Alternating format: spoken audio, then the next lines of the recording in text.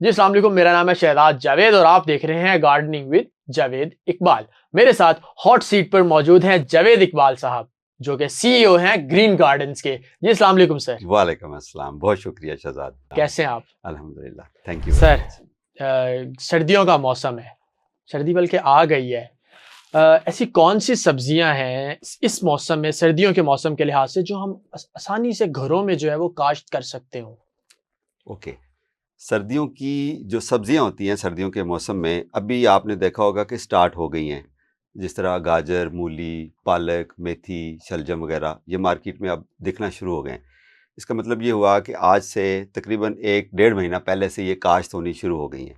अब चूँकि इसकी जो काश्त करने का, बीज लगाने का मौसम होता है, ये अगस्त की 15 या अगस्त के एंड से लेके तो नवंबर तक ये काश्त होती रहती हैं। तो कुछ सब्जियों को कहते हैं जो जल्दी लग जाती है उनको अगेत्री कह देते हैं, कुछ पछेत्री हो जाती है। तो ये उस वक्त से तकरीबन 15 सितंबर से इसका मौसम स्टार्ट है। और इस बार चूँकि सर्दियाँ थोड़ी लेट आ रही हैं, इसलिए ये आगे प्रोलॉन्ग हो गया और अभी भी ये सर्दियों की सब्जियां लग सकती हैं। ये कौन कौन सी हैं देखें, जिस तरह हमारी रूट वेजिटेबल्स हैं, गाजर, शलजम, मूली, बीट रूट, ये वो हैं जो ज़मीन के अंदर जिसकी हम जड़ें खाते हैं। फिर जिनके पत्ते खाते हैं हम, पालक, मेथी, आइसबर्ग, लेटस, सलाद, साग। पार्सले, सेलरी, ये सारी वो सब्जियां हैं। फिर तीसरी कैटेगरी है जिनके हम फल खाते हैं, जिस तरह कॉलीफ्लावर है, बंद गोभी है और ब्रोकली है, और इसके अलावा टमाटर है, एग प्लांट है, हरी मिर्च है, कैप्सिकम है। ये वो सब्जियां हैं जो अभी इस मौसम में लग सकती हैं। अच्छा, बिल्कुल, ये वो सब्जियां हैं जो इस मौसम में लग सकती हैं। इनमें से ऐसी कौन सी सब्जियां हैं जो इस मौसम में हम अपने घरों में आसानी से काश्त कर सकते हैं? मतलब जहां पर हमारे पास लाइट का आना कम है, सूरज की रोशनी ज्यादा मिकदार में नहीं आती, और घर में एक ऐसा बागीचा सा बना होता है, तो वहाँ उस एरिया में हम कौन सी ऐसी सब्जियां हैं जो हम आसानी से काश्त कर सकते हैं? ये आपने बहुत अच्छा सवाल किया शहजाद। ये अक्सर मेरे से कुछ बहनें जो हमारी स्पेशली कमेंट्स में पूछती हैं कि हमारे टेरेस है, हमारे पास बालकनी है और वहाँ पर सूरज की रोशनी 2 घंटे, 3 घंटे या 4 घंटे आती है, तो क्या हम सारी सब्जियां उगा सकते हैं? अच्छा, पहली बात तो ये है कि ये जितनी भी सब्जियां हैं सारी की सारी घर पे, टेरेस पे, छत पे उगा सकते हैं।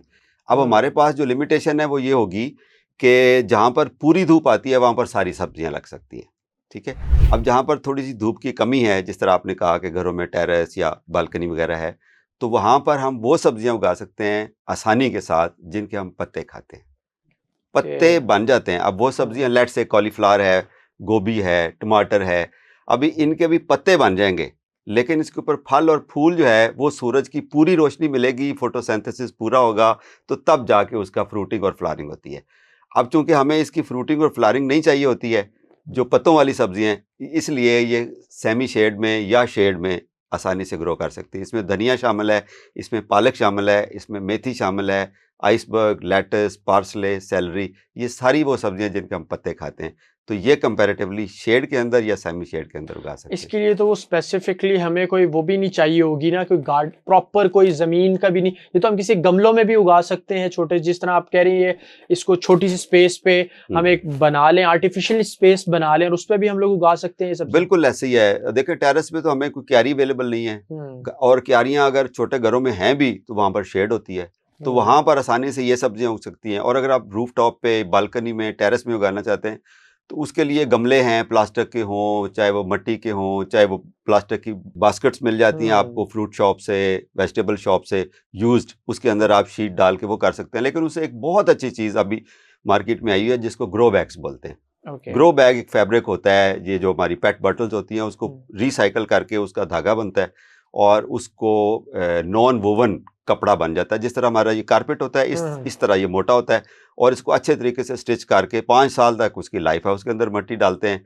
मिट्टी अच्छी तैयार करके उसके अंदर डाल दें, कहीं भी उसको प्लेस कर दें, उसमें सारी सब्जियां हम लगा सकते हैं। अच्छा सर, आजकल का मौसम है, सर्दी है, स्मोक भी हमें माहौल में नजर आ रही है, तो जिस वक्त हम लोग क्योंकि सूरज की रोशनी में ही स्मोक ज्यादा नजर आ रही, तो क्या ये स्मोक हमारी उन पत्तों वाली जो सब्जियां इसको इफेक्ट कर रहा है? अगर कर रहा है तो हम इससे किस तरह बच सकते हैं? कोई इसका अगर बता दें तो। देखें, पहली बात तो ये है कि आप सब्जी की सूरत में हो, फलदार पौधा हो, या आपका वैसे डेकोरेशन वाला प्लांट हो, कोई भी आप एक पौधा उगाते हैं तो आप जहन में ये तसल्ली रखें कि आप कंट्रीब्यूट कर रहे हैं स्मोक को ख़त्म करने में। क्योंकि पौधे लगाना, स्मोक बन गई है, अब स्मोक को ख़त्म नहीं किया जा सकता, कम किया जा सकता है। आप, मैं, देखने वाले जितने हमारी बहनें भाई हैं, अगर एक एक पौधा भी लगाएं और अगर 0.001% भी उसमें एडिशन कर दें तो कतरा कतरा जो है ना समंदर बन जाएगा और हम कहीं ना कहीं कंट्रीब्यूट कर रहे होंगे। हो सकता है अगले साल हमारे लगाए हुए पौधों के वजह से स्मोक का लेवल थोड़ा कम हो जाए। जी बिल्कुल, इसी तरह हमारे एक पौधे से अगर स्मोक में कमी आएगी तो वो आने वाली जो नस्लें हैं उनके लिए बेहतरी होगी। इसी के साथ साथ हमें दीजिए इजाज़त। अल्लाह हाफ़िज़।